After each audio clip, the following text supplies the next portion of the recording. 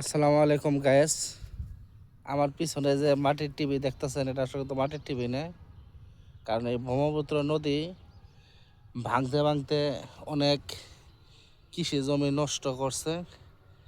আমার পিছনে এই যে দেখতেছেন, অনেক কৃষি জমি নষ্ট করছে এই ব্রহ্মপুত্র নদী।